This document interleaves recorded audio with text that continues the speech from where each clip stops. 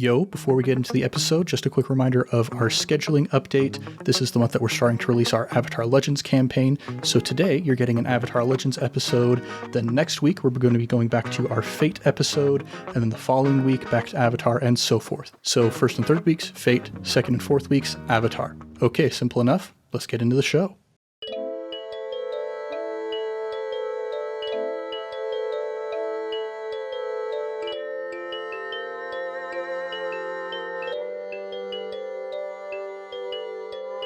What's shaking, everybody? You're listening to ImpTab Avatar, the Avatar Legends RPG actual play where we make up almost everything on the spot.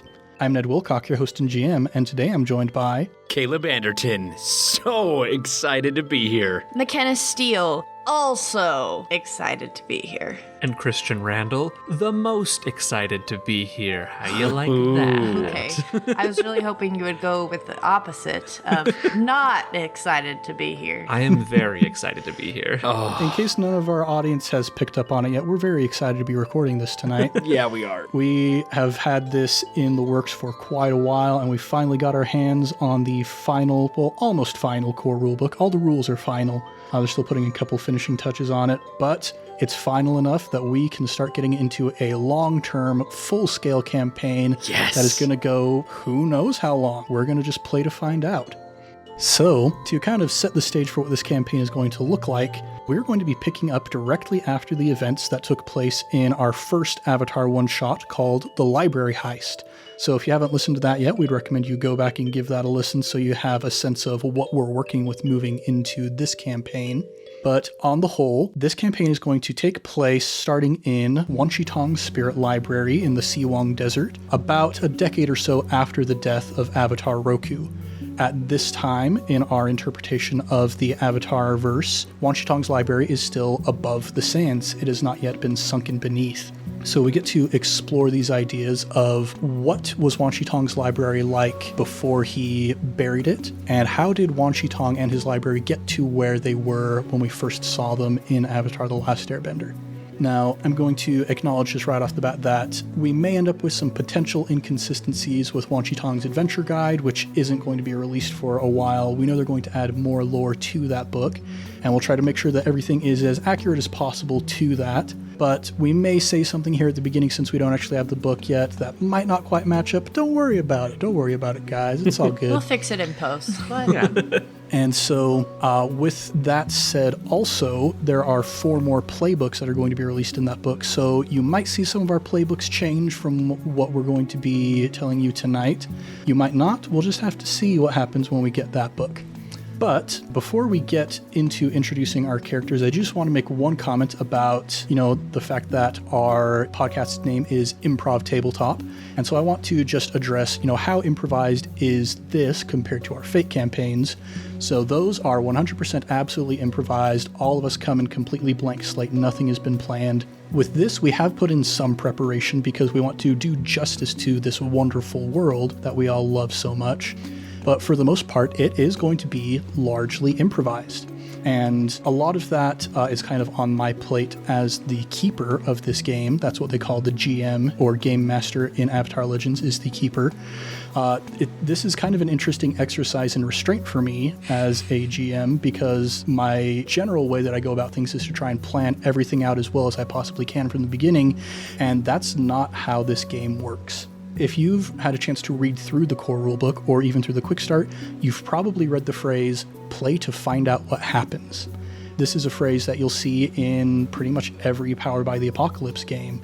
And the idea behind playing to find out what happens is we kind of set a groundwork of, okay, we know we're in this place, maybe here's a couple people, and maybe here's what we know about them, but basically nothing beyond that is planned. So I have some locations that I know interesting stuff might be happening in. I know some interesting people who might be in those locations. But aside from that, this entire story is going to be directed by what the players want to do. They're going to get to choose where they go next, and I get to respond to that as the GM, which is a little bit frightening, but also very cool, because we're going to create a story that is going to be so much more rich than anything I could put together just by myself. So this is a mostly improvised campaign with a little bit of preparation going into it. Un poquito. If anybody is up to the task, it's you, Ned. Oh, I hope so. I hope so. I hope so. Because if Mike DiMartino or Brian Konietzko, the creators of Avatar, end up listening to this, I really want to impress them because they have changed my life. We just found the principle that Ned is trying to live up to. Yeah. Oh, man. So, yeah, now let's get started with introducing our characters. So let's start with Christian, and we'll just kind of go around the table from there. So to get us started off, just tell us, what's your character's name, describe their appearance a little bit, what their training is, and we'll move on from there. Absolutely, yeah. I will be playing an airbender. This is pre-Aang, so the airbenders are still around. I'm going to be playing the playbook that is the pillar. So the two things I'm going to be kind of going back and forth between are going to be support and leadership. So those are the two things I'm going to try and focus on and balance between. My character's name is Jetsun. I'm an older gentleman, pushing 80, maybe early 70s, depending on how spry I'm feeling. Definitely aged, though. I've got my glider. I do use it often as a walking stick, leaning over hunched. You don't really see me stand up straight unless combat calls for it. I've got a nice ring of frazzled white hair, but I'm bald on top, and you can see my arrow displayed prominently on my bald head. I can't see it unless I'm wearing my very thick, very round bifocals, my spectacles I need to see. I'm here at the library and excited to see what we discover together. Nice. And one more quick note about your character's appearance. You'd mentioned to me that you don't so much wear your air nomad robes anymore. You wear kind of the uniform of Wan Shi Tong's library. And what that looks like is it's pretty simple. It is kind of a poncho that you can wear over what else you choose. That's kind of pointed down in the front and the back. And it is a dark gray with kind of a greenish tint, very similar to the color of Wan Shi Tong's feathers. On the front of the poncho, embroidered in silver thread, is a pair of wings folded across the front of the poncho with the tips of the wings down at the tip of the point. And on the back, in white, is the pair of eyes that you see on the back of Wan Shi Tong's head. That is so cool. Cool. I love that. I am so glad that that's what I'm wearing. And the way that this uniform came about, Wan Shi Tong himself isn't actually necessarily the hugest fan of it. He thinks it's a little ostentatious, maybe a little bit self-aggrandizing. So he wasn't the one who instituted this uniform. It was actually created by one of the people who works at the library, one of his knowledge seekers, a woman named Xin Lai, who is his personal assistant. And she was like, Wan Shi Tong, you're so great. We're going to make our uniforms and they're going to look like you. And Wan Shi Tong's just like, okay, whatever, just whatever, have fun. So you are wearing this poncho over maybe some vestiges of your old air nomad robes that you wore when you came from the Northern Air Temple. But yeah, that's what Jetsun looks like. Is there anything about your background or your history that you'd like to mention to the group here? Yeah, I am an older man, as I mentioned, and so I've got a lot of history.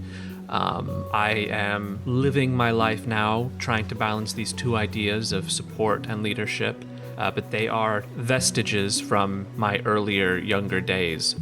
I wasn't always the most level-headed. And so I've got a past, and I'm not necessarily running from it, but it's definitely something that I will have to address at some point. All right. So before we get into the sort of connections between these characters, let's figure out who our other characters are first. Let's go over to McKenna. That's me. Who is your character? What do they look like? What's their training? So, my character, her name is Zaya, which, now that I'm thinking about it, my last character for this campaign was Taya, and I'm just making this connection now, but I like it. So, she is a waterbender from one of the smaller villages in the Southern Water Tribe, who has come here originally was to seek out the members of a group that I think a while ago had ventured out from the Southern Water Tribe and were never heard from again, which, unbeknownst to her at this time, would be the waterbenders in the swamps. You can check that out on the Southern Water Tribe wiki, shout out. Or just the Avatar wiki, but like under the, you follow. Anyways, so that's kind of what brought her here, but she is like mid-20s, 23. She's got long black hair, but her hair grayed very fast, and so did her father's, so she is not blessed with the greatest of genes in regards to hair. So she has a pretty thick white strip coming out the bottom of her hair and quite a few little gray patches throughout. So she looks young, but her hair would make you think twice. She is average height for a female, like 5'7", 5'6", 5'7"? You wouldn't know. I don't know. I'm 5'11". I am not an average height for a female. Anyways, and so since she's always been kind of in the colder climates, the Southern Water Tribe, being out in the desert at Wanchi-Tongs, she has been exposed to the sun a little bit more, so she's got some sunburnt skin. And her eyes are this light purple gray color. On her left hand, she has a very minimal or fine lined tattoo of, essentially picture the end of The Princess and the Frog when the two stars are up in the sky and they kind of like blink and it looks like they're holding hands. And it's like the North Star, then like the second star to the right. Anyway, so it's basically that on her hand, and it's to remind her of her brother since they were very close. And so she's got that on her hand. And she has a white hamster. That is correct. Oh, and also she has a fanny pack, or for other people, a bum bag that she wears that has openings on either side it's basically a water skin where she pulls water from. Yeah, she has a little white hamster named Marmar, and he's so cute. Anyways, but just some of her history, her dad's a waterbender, so she learned a lot from him, and all growing up, she was always about learning, and she was like, yeah, this waterbending's cool and whatnot, and he was very adamant about, like, let's get your training done, like, you need to be awesome. But she was more about, oh, I want to go read this book. Oh, I really want to learn this history of this. Oh, let me read about this. She just has a massive hunger for learning, which is what brought her, obviously, to find that lost group. But she has continued to stay here and not return home because of that hunger she has for learning and just wanting to know everything about the world she's in and the people that exist within that world. Yeah, the Southern Water Tribe always being kind of a little bit less advanced than the Northern Water Tribe, don't necessarily have the best written history. So what better place to go than Wanchi-Tong's library, where you can find pretty much everything. Yeah, I think that's about all I feel like I need to share. Nice. And what I'm most excited about is I get to be Marmar. I didn't even think about that. This is going to be lots of fun. And then our final character, Caleb. Who are you? What does your character look like? What is their training and their demeanor? Okay, you guys, I'm very excited about this. I have been very excited about this full campaign for a very long time now. And as Ned had mentioned in like our little break during our library heist one-shot, I originally wanted to do like a chi blocker type of character. And after we had recorded our one-shot, later on I sat down to create that character, and I just wasn't feeling it. I was having a very hard time because I had absolutely fallen in love with the character that I made for the one-shot we did with Amaru Kami and Fifi. So I called Ned up and talked with him. We talked for a few hours and had him do some narrative backflips for me to get this guy into the main story, because we originally, obviously, like, he was a villain and going to be a villain, you know, one of the main antagonists in this campaign that we're currently doing. Yeah, we had kind of this idea of, if we end up doing the full campaign, then the big goal is to be, hey, let's get this information back that they stole from the library. These are going to be the 3 villains we need to capture. So bringing in one of those people who was going to be a villain narrative backflips, I guess, is a decent term for it. But we figured out something that I think you guys will be satisfied with. I think so too. And so I am very excited and very happy to be bringing back Amar for this campaign. So he is a firebender. He is about 35 years old, mid-30s. He has dark brown hair, just very spiky and messy on the top of his head, kind of that wind-blown look from riding his motorcycle Fifi around. And then the sideburns go down into a big old extravagant mustache. Heavy stubble on the rest of his face, but not quite a full beard, just the sideburn mustache combo. Along with the windswept hair. And he is usually found wearing a dark red sort of mechanic's jumpsuit with, pockets all over, grease stained. He's got greasy rags sticking out of his pockets. Lots of things in that regard. And as far as his training goes, he comes from the Ukami family, which are inventors. So he's sort of a welder. That's how he created Fifi, his motorcycle, and that's where he comes from in his family. But so last time I was playing the successor playbook, I've changed that up a little bit. Now, because of a lot of the stuff that has changed in Amar's life at this point, I'm going to be playing the Rogue playbook. Yeah, and I think just to kind of set some expectations as far as why these changes are happening. Now, when I say the word amnesia, some people in our audience are probably going to be like, that's a cop-out. You can't just give somebody amnesia and say that they're a different person. But I know that you're probably thinking that. Don't worry, we've justified it. I have a good reason for why this amnesia has happened. And Caleb, I think you, with some of your inspiration for Amar, also have some good inspiration for why he has amnesia. Yeah, we don't need to go into all of it, but if any of you have read Zen and the Art of Motorcycle Maintenance, that was a book that I read and took a lot of inspiration from for this campaign and this character, so I'm pretty excited. Yeah, so he's going to be the rogue. He is still a firebender. Maybe a lot of his technology stuff has been forgotten due to his amnesia at this point, but he still has that short, concentrated, precise streams of fire bending as if, a welding torch were being used and things like that. So I'm excited for that. What am I missing? I know I'm missing stuff. What else do I need to talk about with him? Anything else? Well, I guess I was about to ask if there was anything else from your history that you wanted to share, but Amar doesn't remember much of his history at this point in the campaign. Got it. He does not. We can go in a little bit more for the listeners, though, with obviously, especially in the closing beats of the one-shot that we did, Amar has been a bit of an agent for Firelord Sozin, doing some things that he might not necessarily be too proud of. And this is going to be a chance for him to sort of get away from his past, but I feel like his past is going to be chasing him in a way. So, yeah, I'm just very excited to see the dynamics of that and how this plays out, and see if Amar can find some of the redemption that he is looking for. Indeed. Yes, McKenna? I'm playing the Idealist. I forgot to mention that. Yes. Thank you for bringing that up. Sorry. Caleb said his, and then I looked at mine and I was like, man, I had a whole thing I was preparing to say about my Idealist, and it just went right out of my brain. And then I sat there, I was like, yeah, that's about right for me. Well, would you like to share it with us now? Yes, but I forgot half of it, so I'll share what I remember. So on the Idealist sheet, your balance is between forgiveness and action. And so there's that kind of trying to find the balance of moving forward and forgiving herself for things from her past. And I don't know how to work action in there. See, that's probably why I forgot it, because it actually wasn't fully fleshed out. No worries. That's part of this game, is it encourages you to discover things as you go. And, that's how real life is. You don't come into life knowing who you are and what all of your motivations are. You discover them as you go. Wouldn't that be cool, though?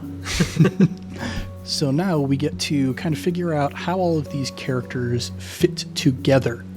And we've got kind of a little bit of a black sheep in this situation, where Zaya and Jetsun have been working for Wan Shi Tong for a while, and Amar just kind of stumbled his way into this situation. So the two of you have been co-workers for a while at this point, and we're going to have to figure out how Amar fits into that, and we'll see that happen in our first actual session where we start playing as these characters. But for now, I want to take us through the campaign creation sheet, In the core rulebook, they have the sheet laid out where you can figure out what era do you want to play in, what is going to be the focus of this campaign, and build the campaign from scratch. We've taken maybe a little bit of a backwards approach with this, where we already had a lot of the concept of the campaign fleshed out before this point, but I just want to go through and show you what it's like to go through this campaign creation sheet so that when you are creating your own campaigns, you have an idea of how it works. So the first thing we're going to do is we're going to choose which era we're playing in, and there are 5 eras, one for each of the 4 most recent avatars, Kyoshi, Roku, Aang, and Korra, and then one for the 100-Year War when Aang was trapped in the iceberg. And we are playing in the 100-Year War era. Aang is not technically trapped in the iceberg yet, though. He's around 10 years old at this time, right? Correct, yes. So we haven't technically begun the 100-Year War yet, but we're still within that phase of we're not in Roku's era, and we're not quite in Aang's era yet because he's not the Avatar yet per se, so that puts us in the 100-Year War. Cool. Now, the next thing that we choose is the scope of the campaign, which is how broad-ranging do we want this campaign to be?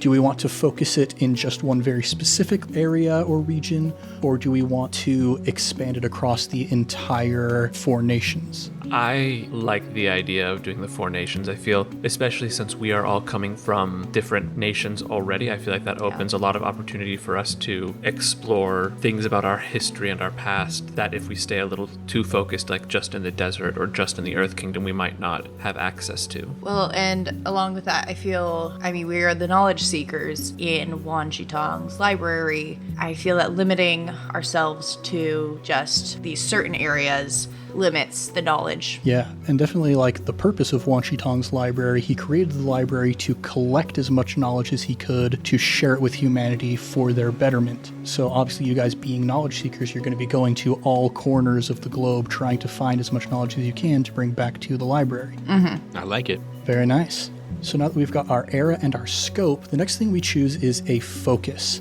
And they give us 6 different options that are kind of a jumping off point for what is the main purpose of this campaign, why have our companions banded together, and what is the goal they're trying to accomplish. A few of these options are to defeat a villain, to protect something, to change something, to deliver something, to rescue something, or to learn something.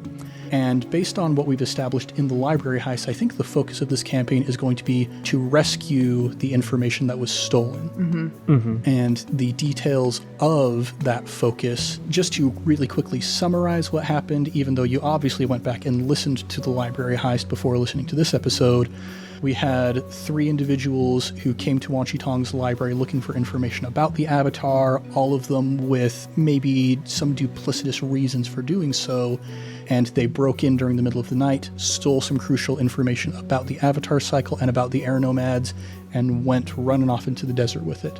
So the focus is to find those people and to find the information they stole, bring it back to the library, and ideally figure out why they stole it in the first place.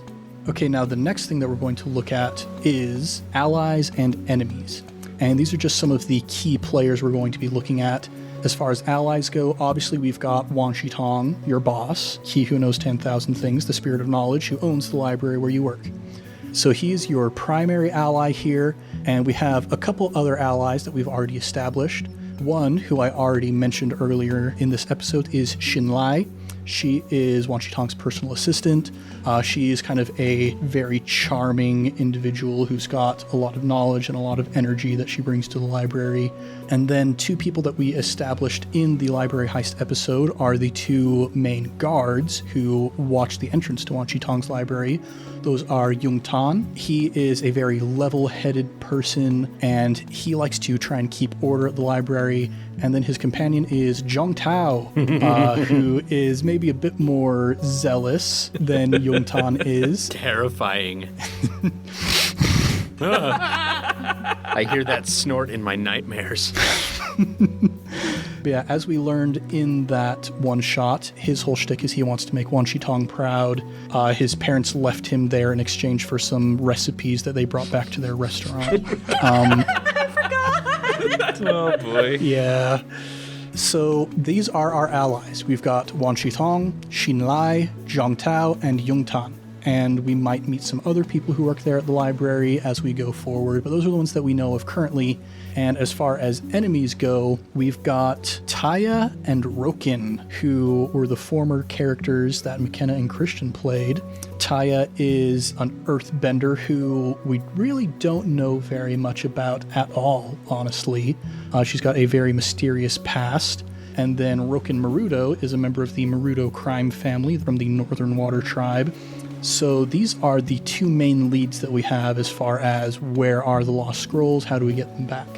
And then the last thing that we're going to go over in this campaign creation worksheet is what's known as the inciting incident.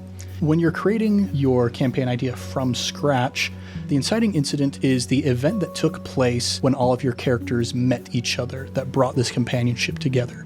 And so we know why Amar is at the library. He bungled a heist and then he got captured and he's now in jail, essentially. And we're going to see more of the implications of that when we get into the first episode after this. But there is the question of, well, when Amar and the others were there stealing the information, where were Jetsun and Zaya? Well, they were out on a knowledge-seeking mission for Wan Shi Tong, getting some knowledge to bring back. And so our inciting incident that we're going to fill out right now is what was the mission you guys were on that you are now returning back from. And they have it structured into 3 different acts. And so the first act, some of the options we're going to get to choose from. Did you guys befriend an ally who gave you access to a valuable item? Did you discover a secret hidden by a powerful figure? Did you do something fun but draw the ire of a powerful figure in the process? Or did you learn the frightening plans of a powerful foe? I feel like the most appropriate one would probably be we discover a secret hidden by a powerful figure. That would be narratively appropriate, but I want to do the fun one. Because I feel like coming from doing something fun and being like, oh man, he like got super mad at us, man. And then going to, oh, stuff went down while we were gone. So maybe you weren't on a mission, maybe you were on vacation. Maybe, or we did something fun trying to get some information. It could be both. I mean, you Yeah. are definitely a very different character than I am. So here's what I'm going to propose. You were doing something fun, but you drew the ire of a powerful figure when you discovered a secret that was hidden by that powerful figure. Look at that. I love that. So the question is, who is this powerful figure and what secret did you discover?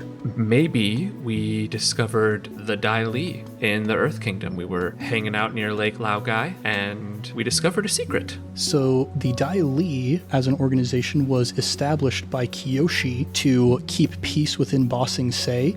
And this is something that Kiyoshi feels a lot of conflict about. You know, she established the Kiyoshi Warriors, and they're a very noble and honorable organization.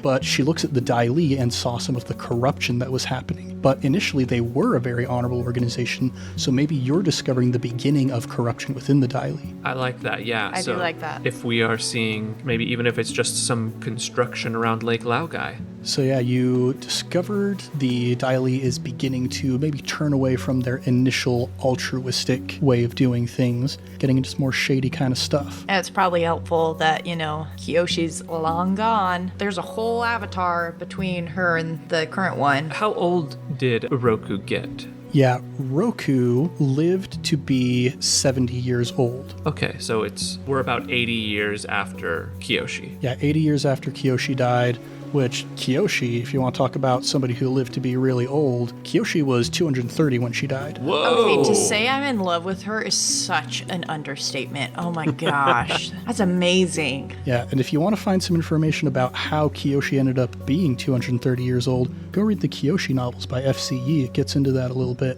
But yeah, so in any case, it's been a long, long time since Kiyoshi established the Dai Li in the first place, so that's a lot of time for corruption to start fomenting within the organization. Wait, your character's like 80, so you would have been like alive, possibly around when she died? I'm 70 plus, so I would have been alive, but probably don't have any memory of her. No, absolutely no memories whatsoever, especially because you're old now, but Yeah, so I will have been alive during 3 Avatar cycles. wow, you're like a millennial. 3 once-in-a-lifetime experiences. So moving on to Act 2, I think we've already answered the question of what happened during Act 2 in that one of the options is we discovered a terrible truth about a location or powerful figure. That terrible truth being that the Daili is beginning to become corrupt. And then moving on to Act 3, here are the options that we're looking at. We fought and barely defeated a powerful foe. We narrowly escaped capture by a powerful foe. We saved or rescued an ally from a powerful figure, or we were saved from a powerful foe by an ally to their own detriment. I was thinking narrowly escaped capture, or the last one of we were saved by an ally, because, I mean, the gang already had a hard time, escaping them, and we're just 2 people. I have a similar thought. Ned, based off of my backstory, do you think a rogue member of my old crew may have been near enough by to lend us a hand? Yeah, so Jetsun being the pillar, you were previously a member of a squad that you were the leader of. And so I think we're going to create a new ally here for us, along with the people already at the library. You had a friend from your old crew who came to Wanchitong's library with you. You were working together, you went out on this mission, and when you discovered this corruption, you two were able to escape, but only because your friend gave himself up to be captured. I like that, yeah. I think having one of them come with me would be difficult for me, but I think it would be good as well. So let me pull up here really quick.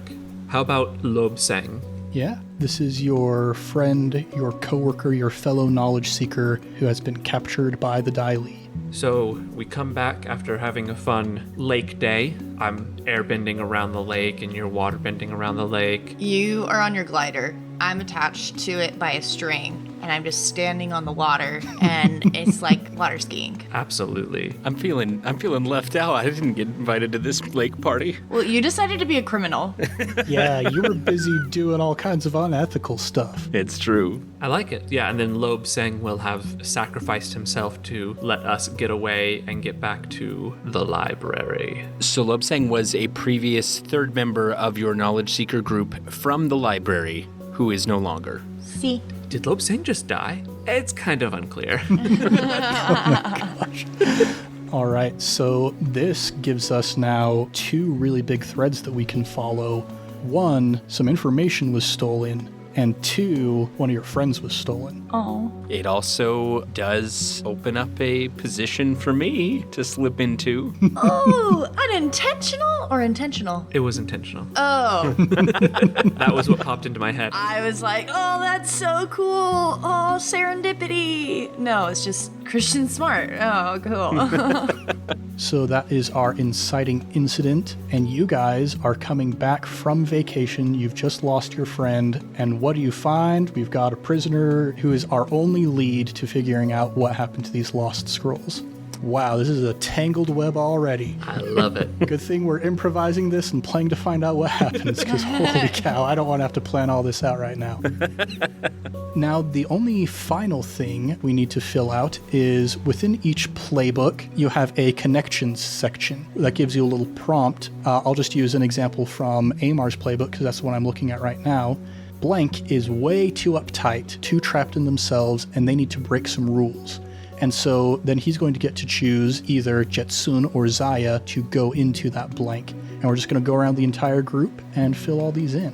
So, I mean, we're already on Amar's playbook. Let's start with you. Who do you think is way too uptight and needs to break some rules? I mean, out of the 2 of them, absolutely Jetsun is way too uptight. He needs to chill. He needs to break some rules.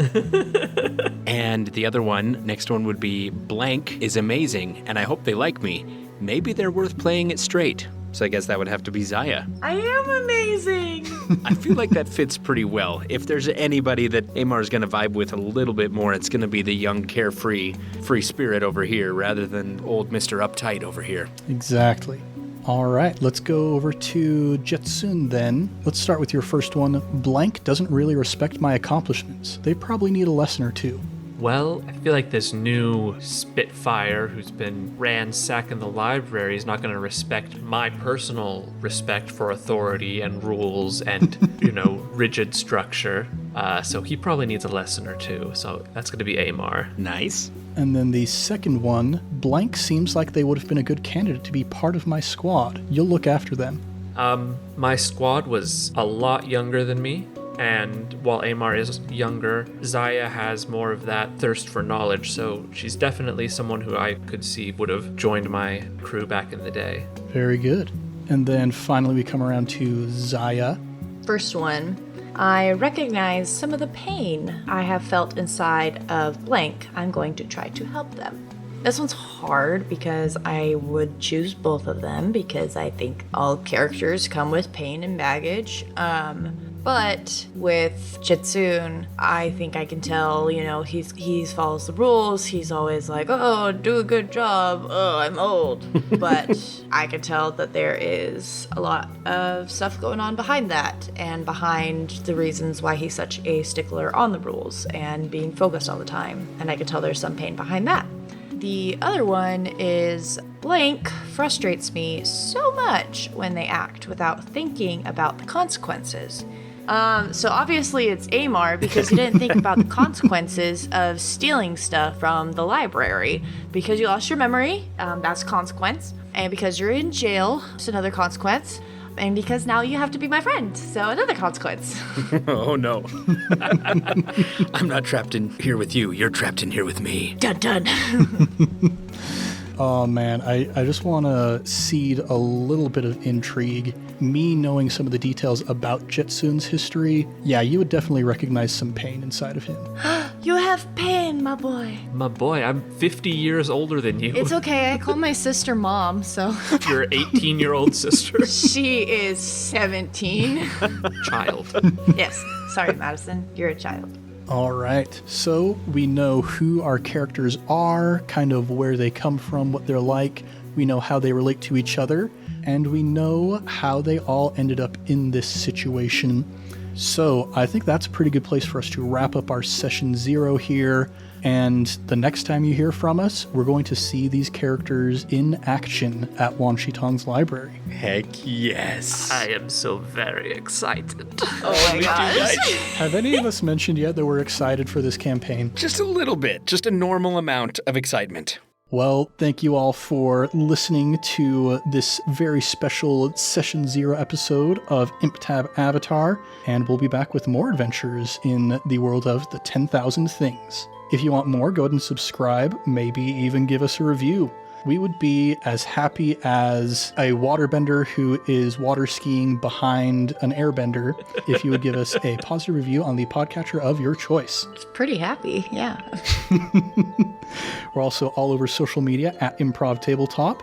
So if you'd like to connect with us and get information about what we're doing with the podcast, you can find us on TikTok, Instagram, Facebook, and Twitter. Maybe more in the future, we'll see. We're going to do a quick round of plugs now. We've mentioned a couple times that we also do improvised campaigns using the Fate Accelerated tabletop system. We run through those in 4-episode arcs. They are lots of fun. They widely vary from doing the Great British Baking Show in Jurassic Park to our most recent one where we're all Pokemon, but we're also the Merry Men. It's pretty great. So we would encourage you to stick around for those and to experience that really fun RPG system as well. I really enjoy Fate Accelerated. We also have a sister podcast, I Cast Fireball, which is a D&D 5e actual play. So if you want to get in on that 5e action, you can go check that out. I'm a player in that campaign. Caleb is a guest player in that campaign. That's right. So go check that one out as well. And the last thing that I would like to plug for this episode is playing games with your friends, because we live in a often dark and dreary world, and I've found that playing games like this is a great way to get out some of your frustrations with what's going on around you, but also to just enjoy good times with people that you love and to learn a little bit more about what it means to be a human going through difficult things in a safe and enjoyable way. So if you haven't tried out a tabletop RPG yet, you can get the quick start for Avatar Legends currently on Magpie Games website. You can try Fate Accelerated, you can try Dungeons & Dragons, there's a bunch of great ones out there. But for now, we're focusing on Avatar. And thank you all for joining us here in the world of ImpTab Avatar, 10,000 Things. I'm Ned Wilcock, your host and GM, and I've been joined by... Caleb Anderton playing Amar Ukami. McKenna Steele playing Zaya. And Christian playing Jetsun of the library. Much love and stuff, everybody. We'll catch you next time on ImpTab Avatar.